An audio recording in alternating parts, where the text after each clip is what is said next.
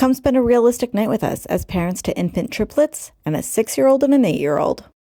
We know we need to start bedtime routine when this little girl starts crying at 7:44 p.m. So I roll on over to the kitchen to get our bottles started. Our triplets are 3.5 months old, but really only a month old when you adjust for the fact that they were born at 28 weeks.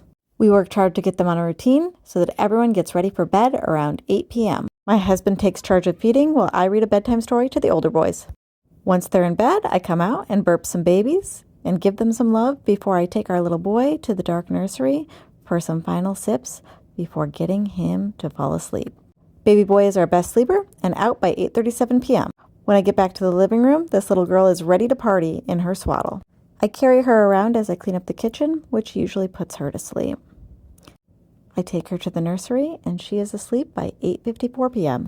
But this little girl is the hardest to get to go to sleep, so we let her swing while I try to figure out how to clean the baby Brezza and end up making more of a mess of myself and the entire kitchen than anything else. When baby girl still wasn't sleeping, I asked her if she wanted to watch Lioness, and she didn't say no.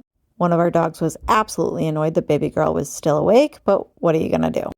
Finally, at 10:20 p.m., my husband was able to roll her into the nursery and get her to go to sleep in her crib.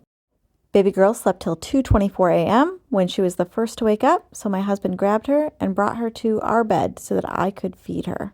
She finished her snack around 3, and her sister woke up at 3:30 for a snack of her own. But we are blessed because the next baby didn't wake up until 6:51. That's right, little boy made it all the way through the night.